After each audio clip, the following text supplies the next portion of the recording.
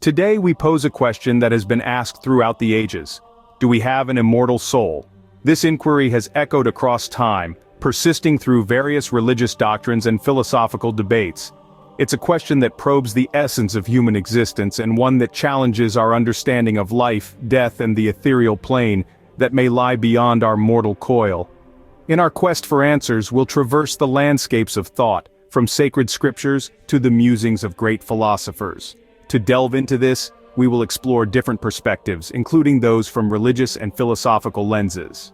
Religions around the world have different interpretations of the concept of soul immortality.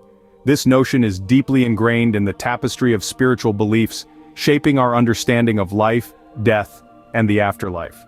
In Christianity, for instance, the idea of the immortal soul is often associated with being created in the image of God. The soul, in this context, is seen as an eternal entity that survives the physical death of the body.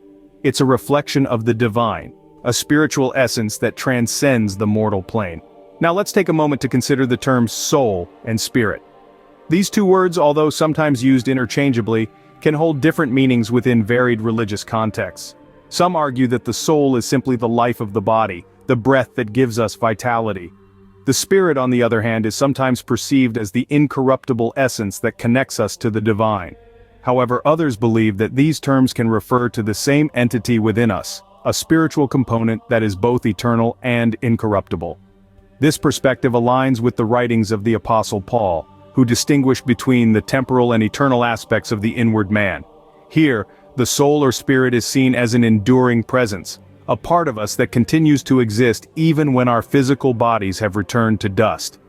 It's important to note that these interpretations are not uniform across all religions or even within different sects of the same religion. Some faiths posit reincarnation, where the soul is reborn in a new body, while others propose a spiritual realm where souls exist eternally.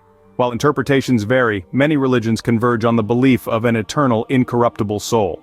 This shared belief underscores a common thread in our collective spiritual narrative: a longing for continuity, a hope for something beyond the temporal, and a search for a deeper understanding of our place in the cosmos. Switching gears, let's examine the philosophical interpretations of soul immortality. The philosophy of the soul and its eternal nature has been a subject of contemplation since ancient times. It's not just a religious question, but also a deeply philosophical one, engaging minds from the dawn of thought itself. The Apostle Paul, a figure of significant philosophical weight, offered a distinction between the temporal and eternal aspects of the inward man.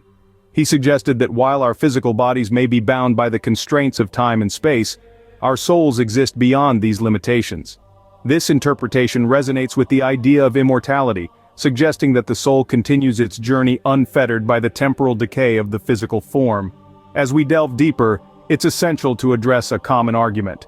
Some suggest that believers in eternal consciousness are merely echoing the thoughts of ancient Greek philosophers. This assertion, however, is not necessarily accurate.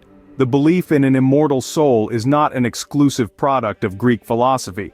It's a universal question pondered by philosophers, theologians, and thinkers across various cultures and centuries. The belief in soul immortality is not a borrowed concept but a shared human curiosity, a quest to understand our existence beyond the physical realm. The dialogue between religion and philosophy reflects our innate desire to explore the mysteries of existence and the nature of the soul. As we can see, philosophy offers its own interpretation of the concept of soul immortality. So, do we have an immortal soul? We've delved into the religious and philosophical aspects of this question, each offering its own unique perspective. From the religious viewpoint, we've seen how the concept of soul immortality is deeply ingrained, seen as a part of being created in the image of God. The terms soul and spirit often refer to the same entity within us, with the human spirit implied to be incorruptible. On the philosophical side, we've seen interpretations that suggest the soul is simply the life of the body, arguing that only God possesses immortality in its purest form.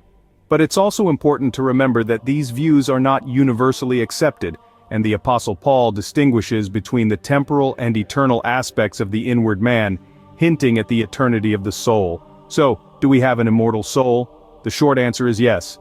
Genesis chapter 1 verses 26 and 27 teach that we were created in the image of God, which implies an aspect of immortality. Additionally, Ecclesiastes 3:11, where it is said God has set eternity in human hearts, supports this view.